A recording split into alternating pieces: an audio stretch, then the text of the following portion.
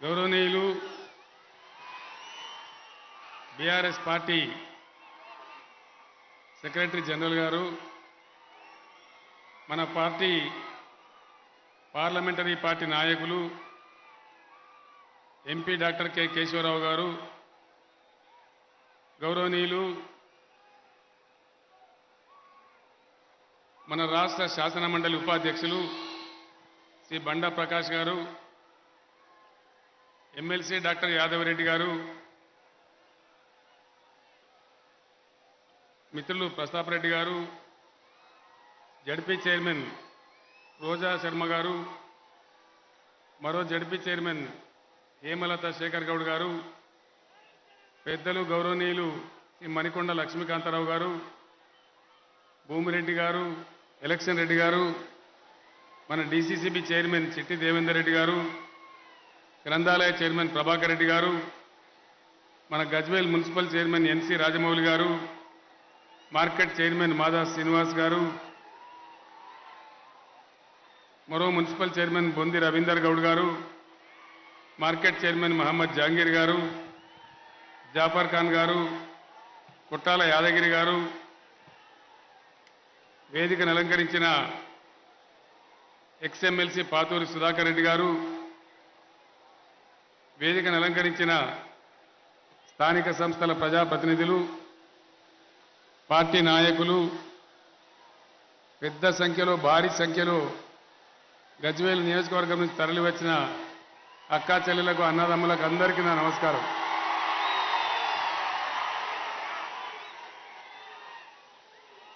తెలంగాణ ఉద్యమం ప్రారంభమైన తర్వాత తెలంగాణ రాష్ట్రాన్ని సాధించేటందుకు నాకు బలాన్నిచ్చిన గడ్డ సిద్దిపేట. ఆ తర్వాత సాధించిన తెలంగాణను తీర్చిదిద్దేటందుకు నన్ను ఎమ్మెల్యేని చేసి రాష్ట్ర ముఖ్యమంత్రిని చేసిన గడ్డ ఈ గజ్వేల్ గడ్డ. గజ్వేల్ నా గౌరవాన్ని పెంచింది, నన్ను ఈ స్థాయికి తెచ్చింది. గత 9.5 సంవత్సరాలుగా గజ్వేల్ ప్రాంత అభివృద్ధికి కూడా శాయశక్తులా కృషి చేయడం జరిగింది. ఇప్పుడే మిత్రులు ప్రతాప్ రెడ్డి గారు ఇక్కడ ఏమేం జరిగిందో అన్నీ కూడా చెప్పినారు. నేను మళ్ళీ దాన్ని చరుణం చేయడం అవసరం లేదు. ఇక్కడ జరిగిన అభివృద్ధి, ప్రజల కోసం జరిగిన పనులు అన్నీ కూడా మీ కళ్ళ ముందర ఉన్నాయి. నేను వాటి గురించి ఎక్కువగా మీకు చెప్పే అవసరం లేదు. ఒక 3 విషయాలు మాత్రం చెప్తాను. గతంలో మంచినీళ్ళ కోసం నానా ఇబ్బందులు పడ్డ గజ్వేల్కు శాశ్వతంగా బాధ తీరిపోయింది. సాగునీటి కోసం ఎన్నోసార్లు కరువుతోని ఇబ్బంది పడ్డటువంటి గజ్వేల్కు ప్రాజెక్టు వచ్చినాయి, కాలువలు వచ్చినాయి, ఆ సాగునీళ్ళ బాధ కూడా తీరింది. మన గజ్వేల్కు రైలు వస్తుందని మనం ఏనాడు అనుకోలేదు, రైలు కూడా వచ్చేసింది. గజ్వేల్ అన్ని రంగాలలో మంచి ఆరాధ్య భావం పెంపొందే విధంగా ఒక గుర్తింపు కలిగిన నియోజకవర్గంగా ఈరోజు ఎదిగింది. ఇక్కడ అనేక సార్లు మీ అందరూ చూస్తుండగానే వేరే దేశాల నుంచి, వేరే రాష్ట్రాల నుంచి మన గజ్వేల్ మోడల్ అభివృద్ధిని చూడడానికి తండోపతండాలుగా చాలామంది ఇక్కడికి వచ్చినారు. మన ఇంటిగ్రేటెడ్ మార్కెట్ కావచ్చు, మన అడవుల పునరుద్ధరణ కావచ్చు, మన మల్లన్న సాగర్ ప్రాజెక్టు కావచ్చు, ఇట్లా అనేక రకాల పనులను చూడడానికి ఇలా గజ్వేల్కి వస్తూ ఉన్నారు. మిషన్ భగీరథ ఆ పథకాన్ని తెలుసుకోవడానికి కోమటి బండకు రానటువంటి రాష్ట్రమే లేదు భారతదేశంలో. అన్ని రాష్ట్రాల ప్రాంతంలో అవన్నీ కూడా చూస్తూ ఉన్నారు. అన్నిటికంటే ముఖ్యంగా మనం పవిత్రంగా భావించే గోదావరి జలాలు, మన తాగే నీళ్లు గోదావరి జలమే, మన పొలాలకు కూడా ఇలా గోదావరి జలమే అని చెప్పి నేను సంతోషంగా మీ అందరికి తెలియజేస్తా ఉన్నా. ఒక రోల్ మోడల్గా మంచి పద్ధతుల్లో గజ్వేల్ ఎదిగింది. అయితే ఇది ఇంతమందికే సరిపోదు, అయింది చాలా గొప్ప అని మనం సంతోషపడితే కాదు, చాలా పనులు జరగాల్సినటువంటివి ఉన్నాయి. మీ అందరికీ నేను ఒకటే మాట మనవి చేస్తా ఉన్నా. ఈ ఎన్నికల్లో ఇది నాకు చివరి సభ ఈ ఎన్నికలలో. ఇది 96వ సభ నేను మాట్లాడుతున్నటువంటిది. తెలంగాణ రాష్ట్రం గురించి కూడా ఒకసారి చెప్పాలి. గజ్వేల్ నుంచి మీరు అవకాశం ఇచ్చి నన్ను రాష్ట్రానికి ముఖ్యమంత్రిగా చేసి పంపిస్తే ఈ రాష్ట్రం కోసం చాలా కష్టం చేసినాం, కృషి చేసినాం. అవన్నీ కూడా ప్రజల కళ్ళ ముందు కనబడతా ఉన్నాయి. ఇక్కడ వచ్చేటువంటి త్రిబుల్ ఆర్ కూడా మన గజ్వేల్ మీదనే రాబోతా ఉందని కూడా నేను సంతోషంగా మీకు తెలియజేస్తా ఉన్నాను. గత 24 సంవత్సరాలుగా తెలంగాణనే ఆశగా శ్వాసగా నేను బతుకుతా ఉన్నా. మీ అందరికీ తెలిసే విషయం. ఉద్యమ సందర్భంలో తెలంగాణ ఎట్లా తేవాలనేటువంటి ఆరాటం, పోరాటం కాంగ్రెస్ పార్టీ మోసం చేసినా తట్టుకొని నిలబడి మొండిగా చివరికి మళ్ళీ దోకా చేసిందని గుర్తించి ఇంకా తప్పదనేటువంటి నమ్మకానికి వచ్చి కేసీఆర్ సచ్చుడో తెలంగాణ వచ్చుడో అని ఆనాడు మనందరం నేను ఆమరణ దీక్ష చేస్తే 33 పార్టీలు ఈ దేశంలో మనకు అండగా వస్తే అప్పుడు దిగి వచ్చింది ఈ కాంగ్రెస్ పార్టీ. మీ అందరికీ నేను మనవి చేస్తా ఉన్నా. ఇలా కాంగ్రెస్ పార్టీ అనేక విషయాలు మాట్లాడుతూ ఉన్నారు. మేము గెలిస్తే మళ్ళా ఇందిరమ్మ రాజ్యం తెస్తామని చెప్తా ఉన్నారు. ఇందిరమ్మ రాజ్యం ఎవరికి కావాలి ఇప్పుడు నాకు అర్థం కాదు. ఇందిరమ్మ రాజ్యం చక్కగా ఉంటే ఎన్టీ రామారావు పార్టీ పెట్టి 2 రూపాయల కిలో బియ్యం ఇచ్చేదాకా ఆకలి కడుపులతోనే ఉన్నది కదా మన రాష్ట్రం, మన దేశం. అందువల్ల ఇందిరమ్మ రాజ్యంలోనే కదా ఎమర్జెన్సీ చీకటి రోజులు వచ్చినాయి. ఇందిరమ్మ రాజ్యంలోనే కదా అనేక ఎన్కౌంటర్లు జరిగి రక్తపాతం జరిగింది. ఇందిరమ్మ రాజ్యంలోనే కదా మన తెలంగాణ ఉద్యమంలో 69లో 400 మందిని కాల్చి చంపింది. ఇవన్నీ కావాలని మళ్ళా కోరుతా ఉన్నారు. ఇది ఎట్లా ఉందంటే తద్దినం ఉందని భోజనానికి పిలిస్తే రోజు మీ ఇంట్లో ఇట్లనే జరగానన్నాడు వాడు. ఇప్పుడు ఆ కాంగ్రెస్ గెలిచేది లేదు, నా సచ్చేది లేదు. కానీ గెలిస్తే మట్టుకు ఇందిరమ్మ రాజ్యం తెస్తామని మాట్లాడుతూ ఉన్నారు. తెలంగాణ రాష్ట్రం వచ్చింది. వచ్చిన తదనంతరం మనం పని ప్రారంభించుకున్నాం. రాష్ట్రాన్ని అనేక రకాలుగా ముందుకు తీసుకుపోవాలని చాలా విధాలుగా ఆలోచన చేసినాం. మొదటిలోనే మన శత్రువులు మొదట్లోనే ఎవరైతే సమైక్యవాదులు ఉన్నారో వాళ్ళు ప్రభుత్వాన్ని పడగొట్టాలని కుట్రలు చేసినారు. ఏందా బాబు ఎందుకు నిధులు పెడుతున్నారు మీరు? ఆగండి, మీరు ఆగండి, ఆగండి, మీరు ఆగాల. వాళ్ళని ఆగమంటే మీరు లొలి పెట్టద్దు కదా.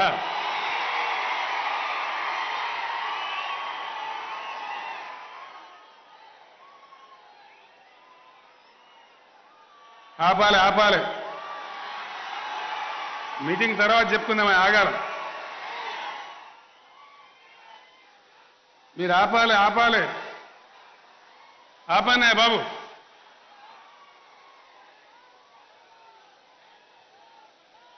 ప్రతాప్ వాళ్ళ దగ్గరికి పోయి చెప్పు.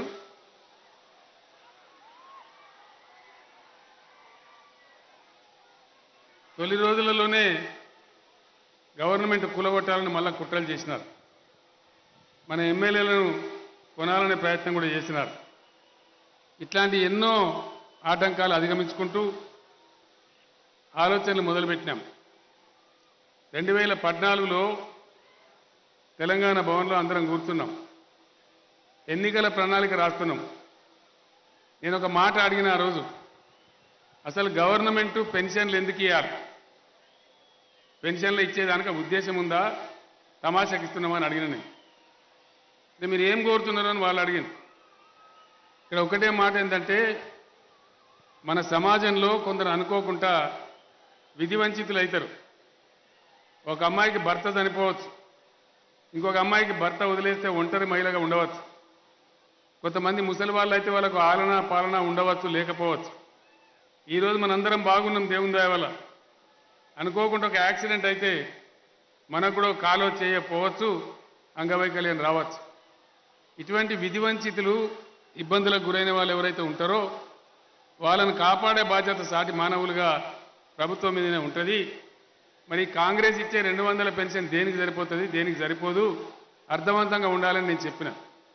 మీరు ఏం కోరుతున్నారు సార్ అంటే నేను ఒకటే మాట చెప్పిన, మనం ఏదైనా పెన్షన్ ఇస్తే సహాయం అందిస్తే అది అర్థవంతంగా ఉండాలి. వాళ్ళు బిర్యానీ తినకుండా మంచిదే కానీ ఎవరికి మోతాదు లేకుండా 2 పూటల పప్పో పులుసో తిని వాళ్ళ ఇంటికాడ వాళ్ళు ఉంటట్టు కావాలని చెప్పినాం. మొదలు 1000 రూపాయలతో స్టార్ట్ చేసినాం. రాష్ట్రం యొక్క సంపద పెరిగింది, దాన్ని 2000 రూపాయలు చేసుకున్నాం. ఈరోజు నేను మీ అందరి మధ్య మన గజ్వేల్ నుంచి ప్రకటిస్తా ఉన్నా, ఈసారి గవర్నమెంట్ వచ్చిన తర్వాత పెన్షన్లు ఏవైతే ఉన్నాయో వాటిని 5016 రూపాయలకు తీసుకొని పోతామని నేను తెలియజేస్తా ఉన్నా. అట్లనే అనేక కార్యక్రమాలు ఇప్పుడు ప్రతాప్ రెడ్డి గారు చెప్పినాడు. కంటి వెలుగు అనే ఒక ప్రోగ్రాం ప్రభుత్వం చేస్తుందని ఎవరు అనుకున్నారా? ఎప్పుడైనా ఊహకు వచ్చిందా మనకు? ఎన్నడూ చేయలే కాంగ్రెస్ రాజ్యంలో.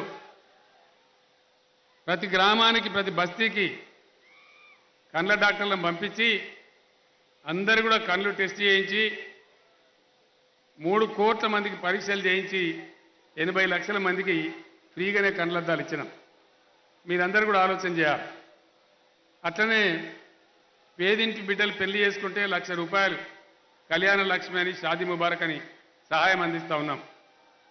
అమ్మాయిలు ప్రసవం అయితే గతంలో పెద్ద బాధ ఉండేది, అది నివారించడానికి అమ్మఒడి వాహనాలు పెట్టి వాళ్ళని దర్జాగా ఫ్రీగా తీసుకెళ్లి పరీక్షలు చేయించి బ్రహ్మాండంగా ప్రసవాలు చేయించి ఆడపిల్ల పుడితే 13,000 ఇచ్చి మగపిల్లవాడు పుడితే 12,000 ఇచ్చి కేసీఆర్ కిట్ కూడా చేతికిచ్చి మళ్ళీ అమ్మఒడి వాహనంలో వాళ్ళ ఊర్లో దర్జాగా దింపుతా ఉన్నాం.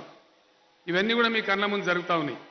ఇటువంటి సంక్షేమ కార్యక్రమాల తర్వాత మనం తీసుకున్న ప్రధానమైన చర్య రైతాంగం స్థిరపడాలి, వ్యవసాయం బాగుండాలి.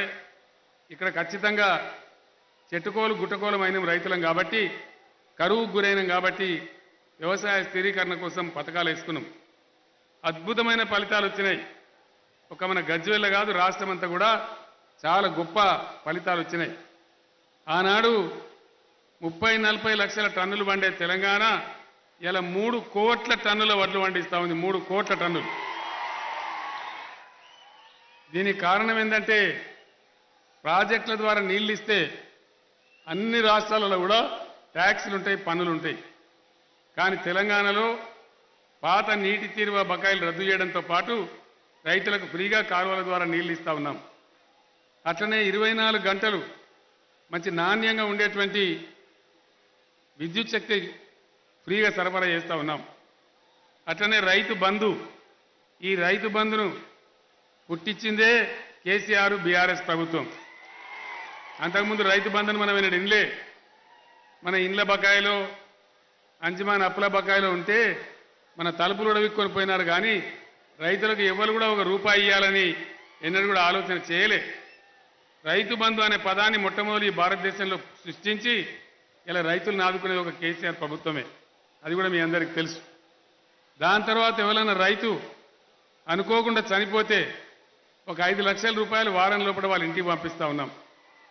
అదేవిధంగా రైతులు పండించే ధాన్యం మొత్తం రాష్ట్ర వ్యాప్తంగా 7,500 కొనుగోలు కేంద్రాలు పెట్టి ధాన్యం అంతా కూడా ప్రభుత్వమే సేకరిస్తూ ఉంది. ఆ డబ్బులు కూడా మీ బ్యాంకులోకి వస్తూ ఉన్నాయి.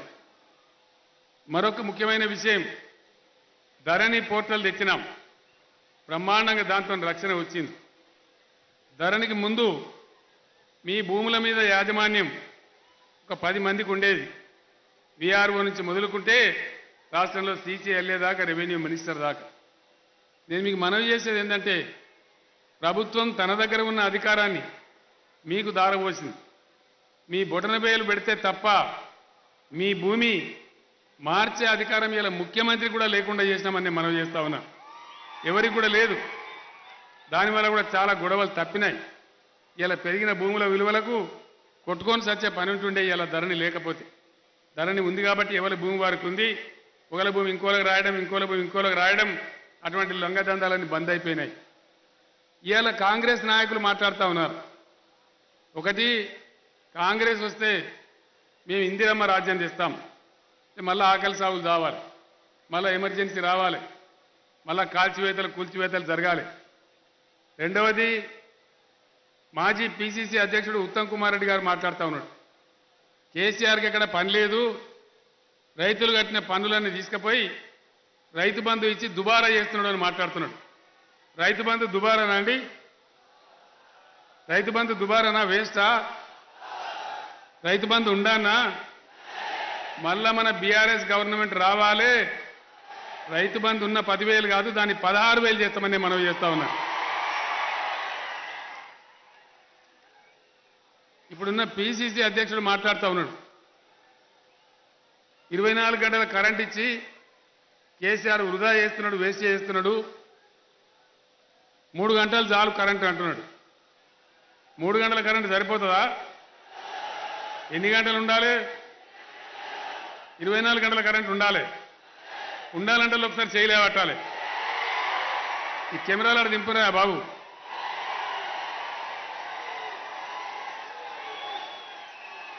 24 గంటల కరెంట్ ఉండాలి కదా. 24 గంటల కరెంట్ ఉండాలంటే కూడా మళ్ళా బీఆర్ఎస్ గవర్నమెంట్ రావాలి.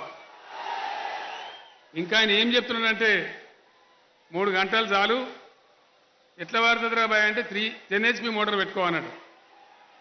10 HP మోటార్ ఉంటుందా రైతుల దగ్గర? 10 HPలు పెడతామనుకో, 3 గంటలు ఉంటుంది అనుకో, అందరం ఒక బారి స్విచ్ ఒత్తితే ట్రాన్స్ఫార్మర్లు, సబ్ స్టేషన్లు పటాకులు వెళ్తాయి. మళ్ళీ అవెవడు తెచ్చేయాలా? ఈరోజు తెలంగాణలో 1 కాదు 2 కాదు 30 లక్షల మోటార్లు ఉన్నాయి. ఈ 30 లక్షల మోటార్లు 10 HPకి మారానంటే 40-50 వేల కోట్ల రూపాయలు కావాలి.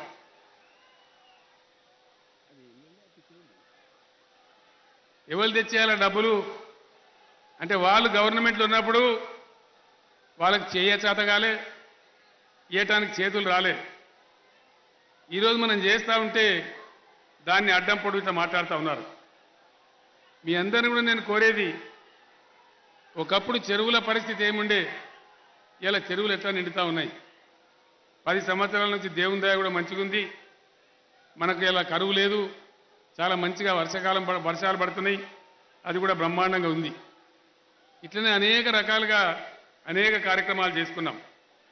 మన నియోజకవర్గమే కాదు, తెలంగాణ వ్యాప్తంగా కూడా గ్రామాలలో పల్లె దవాఖానాలు, పట్టణాలలో బస్తీ దవాఖానాలు, 1019 గురుకుల పాఠశాలలు, అనేక రకాలుగా విద్యారంగాన్ని కూడా అభివృద్ధి చేసుకున్నాం. అదేవిధంగా మహిళా రెసిడెన్షియల్ డిగ్రీ కళాశాలలు పెట్టుకున్నాం. అన్నిటిని మించి 5 మెడికల్ కాలేజీలను తెలంగాణలో ఇలా జిల్లాకు ఒక మెడికల్ కళాశాల పెట్టుకున్నాం. ఈ విధంగా వైద్య విద్యలో ప్రతి జిల్లాకు మెడికల్ కాలేజీ ఉన్న ఒకే ఒక్క రాష్ట్రం ఇలా తెలంగాణ రాష్ట్రమని నేను మీ అందరికీ తెలియజేస్తా ఉన్నా. హైదరాబాద్లో ఇంతకుముందు ఎప్పుడు పోయినా ఉస్మానియా హాస్పిటల్, గాంధీ హాస్పిటల్, నీలోఫర్ దవాఖాన తప్ప ఇంకోటి తెలియదు మనకు. ఇవాళ బ్రహ్మాండంగా 4 పెద్ద మల్టీ స్పెషాలిటీ హాస్పిటల్స్ వస్తూ ఉన్నాయి. రాబోయే 5-6 నెలల్లో కంప్లీట్ అవుతాయి. వరంగల్లో అత్యాధునికమైనటువంటి మల్టీ స్పెషాలిటీ హాస్పిటల్ కడతా ఉన్నాం. నిమ్స్ ఏదైతే ఉందో మరే 2000 పడకలతోని దాన్ని అభివృద్ధి చేసుకుంటా ఉన్నాం. గ్రామాలలో ఉన్న పాఠశాలలన్నింటినీ మన ఊరు మనబడి అనే కార్యక్రమంతో మనం అభివృద్ధి చేసుకుంటా ఉన్నాం. ఈ రకంగా అనేక రకాలుగా రాష్ట్రాన్ని ముందుకు తీసుకొని పోతా ఉన్నాం. సంపద పెంచుతా ఉన్నాం. పరిశ్రమలు విపరీతంగా తెచ్చినాం. 24 గంటల కరెంటు ఉంటున్నది. దాని కారణంగా పెట్టుబడులు వస్తూ ఉన్నాయి తెలంగాణకు. అన్నిటిని మించి తెలంగాణ శాంతి భద్రతలకు ఆలవాలంగా ఉంది. గత 10 ఏళ్ల నుంచి మునిపేమో కాంగ్రెస్ రాజ్యంలో అంటే అంటే మత కల్లోలం, మాట్లాడితే కర్ఫ్యూ. ఇలా 10 సంవత్సరాలలో ఒక్క రోజు కూడా హైదరాబాద్లో కర్ఫ్యూ రాలే, మత కల్లోలాలు జరగలే.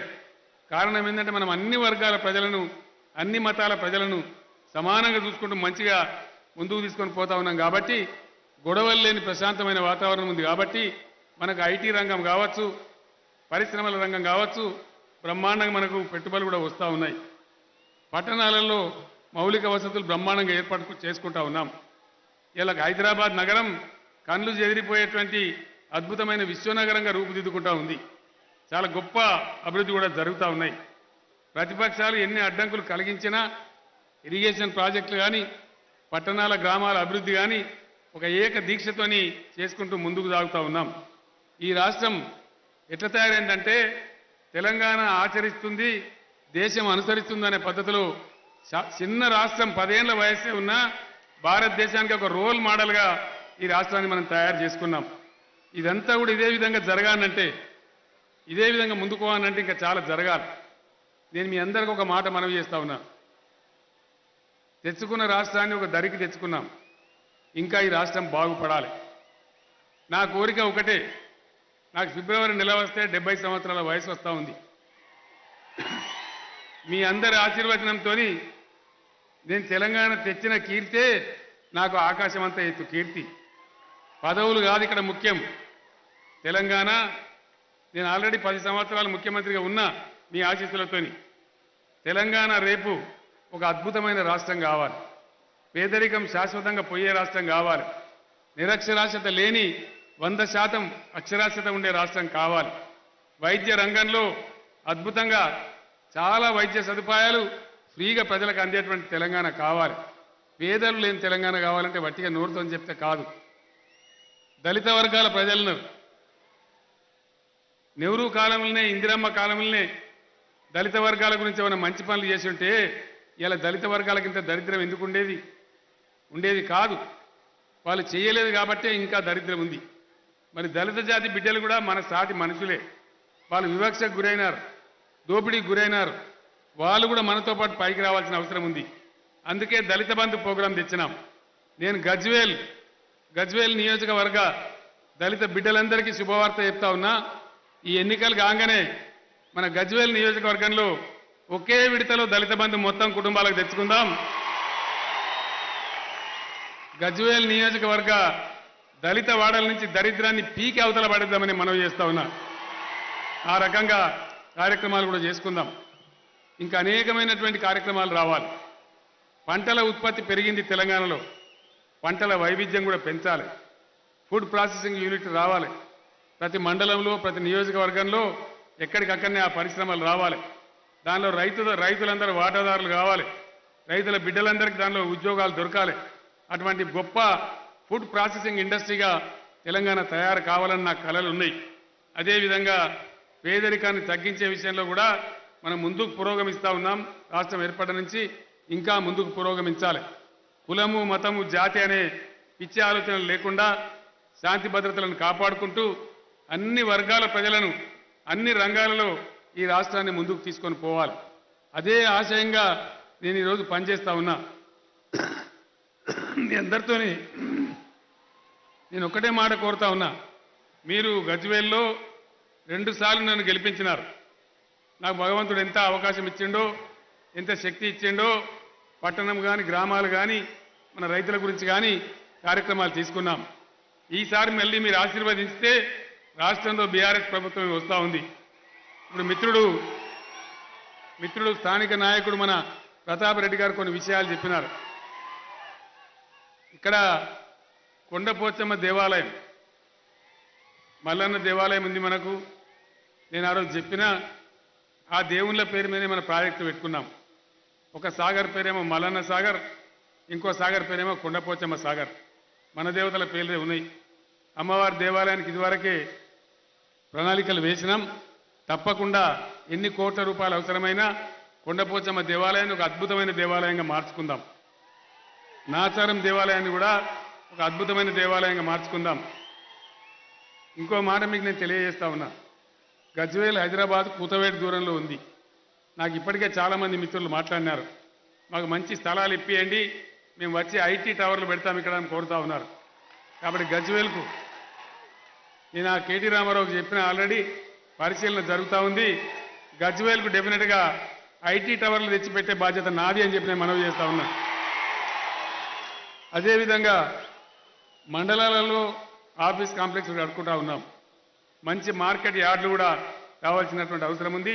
ప్రతి మండల కేంద్రంలో ఒక అద్భుతమైన మార్కెట్ యార్డు కూడా నిర్మాణం చేసుకుందాం. మల్లన్న సాగర్ దగ్గర మనం వద్దన్నా టూరిస్టులు వస్తారు. ఎందుకంటే వాగు, నది లేకుండా ఒక రిజర్వాయర్గా రింగ్ బండ్తో కట్టినటువంటి ఆసియా ఖండంలోనే అతిపెద్ద 50 టీఎంసీల ప్రాజెక్టు మన మల్లన్న సాగర్. దాన్ని అనుసరించుకొనే ఒక 7,000 ఎకరాల అద్భుతమైన అడవి భూములు ఉన్నాయి. అక్కడ సుగంధ ద్రవ్యాల మొక్కలు కూడా నేను నాటిపిస్తా ఉన్నా. తప్పకుండా మల్లన్న సాగర్ పనులు కూడా పూర్తయితా ఉన్నాయి కాబట్టి అక్కడ డెఫినెట్గా అద్భుతమైన టూరిస్ట్ స్పాట్ కింద తయారు చేద్దామని నేను మీకు హామీ ఇస్తా ఉన్నా. అదేవిధంగా ఒక మాట, ముంపు గ్రామాల ప్రజలకు నేను 2 చేతులు జోడించి నమస్కారం పెడతా ఉన్నా. వాళ్ళ త్యాగమే ఒకనాడు చుక్క నీళ్ళ కోసం తప్పించిన గజ్వేల్ ఇవాళ 12 జిల్లాలకు నీళ్లు పంపించే ఖజానా అయింది. మల్లన్న సాగర్ నుంచే చాలా జిల్లాలకు, చాలా నియోజకవర్గాలకు నీళ్లు పోతాయి. మన పక్కనున్న భువనగిరి కావచ్చు, ఆలేరు కావచ్చు, దుబ్బాక కావచ్చు, ఇంకా అనేక ప్రాంతాలకు మల్లన్న సాగర్ నుంచే లింక్ మన సింగూరు ప్రాజెక్టు కావచ్చు, అక్కడి నుంచి నారాయణఖేడ్ కావచ్చు, నిజామాబాద్ జిల్లా ప్రజలకు నిజాం సాగర్ కావచ్చు, మల్లన్న సాగర్ నుంచే నీళ్లు పోతాయి. ఎవరైతే నిర్వాసితులైనరో నేను వాళ్ళందరికీ కూడా కృతజ్ఞతలు తెలుపుతా ఉన్నా. వాళ్ళ ప్రాంతంలో పరిశ్రమలు పెట్టిస్తా, వాళ్ళకి ఉపాధి కల్పిస్తానని చెప్పినా నా మాట నిలబెట్టుకుంటా తప్పకుండా 100% ఆ గ్రామం కాబట్టి వాళ్ళ ఎడల నా మనసులో మార్గం ఉంది. తప్పకుండా అది కూడా నేను చేస్తానని మనవి చేస్తా ఉన్నా. ఇక్కడికి పరిశ్రమలు వస్తాయి. కొంతమంది వస్తామంటే నేనే వద్దని చెప్పిన, మళ్ళీ వాడొచ్చి కాలుష్యం పెట్టి మన పొలాలు ఖరాబు చేసి మన ఏరియా పొల్యూషన్ చేస్తే మనం ఇబ్బందులు పడతాం. కాలుష్య రహితంగా, పొల్యూషన్ లేకుండా, మన కలుషితం లేకుండా చేసేటువంటి పరిశ్రమలు రావాలని చెప్పినాం. తప్పకుండా రాబోయే రోజులలోనే ఒక డజన్ పరిశ్రమలు గజ్వేల్కి వస్తా ఉన్నాయని మనవి చేస్తా ఉన్నా. ప్రాసెస్లో ఉంది. ఆ రకంగా బ్రహ్మాండంగా జరుగుతుంది. గజ్వేల్లో మనం కూడా పంటల వైవిధ్యం నేర్చుకొని బ్రహ్మాండమైన కమర్షియల్ క్రాప్స్ చేద్దాం. ఈ టర్మ్లో ప్రత్యేక శిక్షణ కార్యక్రమాలు పెట్టుకుందాం. ఏం చేయడం, రైల్వే స్టేషన్ కూడా వచ్చింది, రైలు సదుపాయం కూడా వచ్చింది కాబట్టి మనం ఎక్కడికంటే అక్కడికి భారతదేశం 4 మూలలకు మన పంటలు కూడా పంపించే అవకాశం ఉంటుంది. అందువల్ల జోన్లుగా విభజించుకొని రైతులకు లాభం వచ్చేటట్టు ఎక్కడెక్కడ ఏం చేయాలో చేద్దాం. మీ అందరినీ కూడా నేను మళ్ళొకసారి కోరేది, ఇక్కడ ఎవరెవరో వచ్చి ఏదేదో మాట్లాడతారు. బీజేపీ పార్టీ, నరేంద్ర మోడీ నాతోని ఆయన ప్రధానమంత్రి అయింది, నేను ఆయన ఒక 8 నేనే ముఖ్యమంత్రి అయిన. 157 మెడికల్ కాలేజీలు పెడితే భారతదేశంలో మన తెలంగాణకు 100 సార్లు అడిగితే కూడా ఒక్క మెడికల్ కాలేజీ కూడా ఇయ్యలే. Not even 1.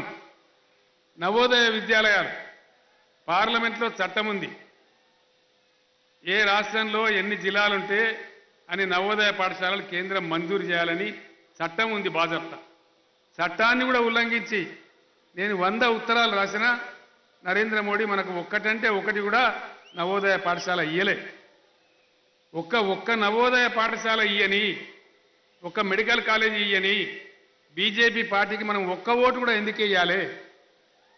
మనం ఏమైనా పిచ్చిపోచగలమా? ఇంత తెలివి తక్కువ వాళ్ళమా? ఇటువంటి పార్టీలను మనం ఎందుకు నెత్తిన పెట్టుకోవాలి? వాళ్ళు ఏమంటారు, మేము ఇయ్యకున్నా మాకే గుద్దినరు, వీళ్ళు గొర్రెలు అనుకుంటారు.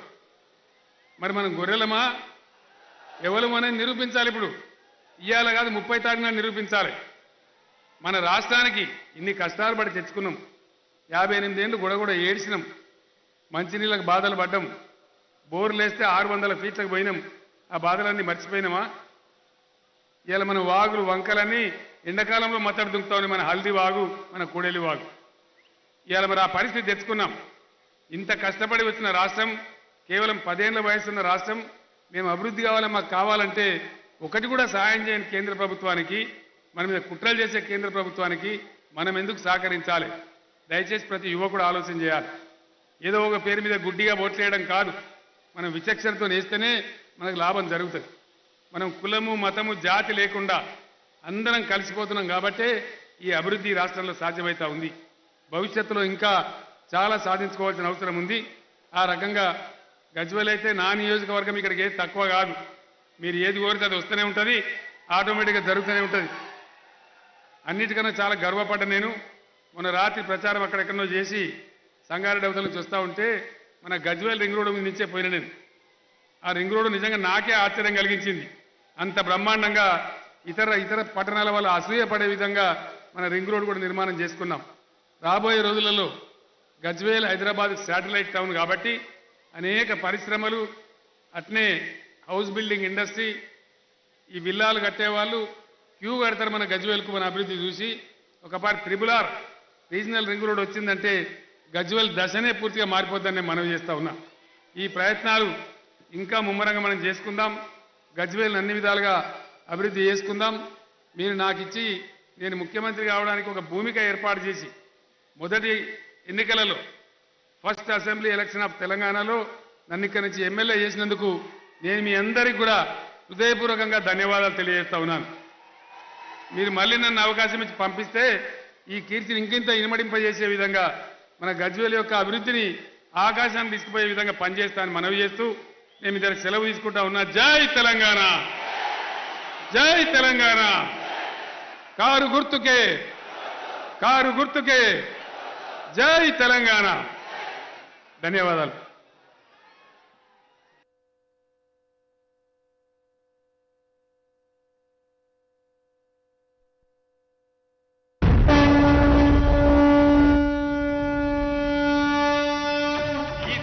గట్టిగా బయలుదేరితే దుమ్ములు ఇవ్వది. జై తెలంగాణ, కారు గుర్తుకే.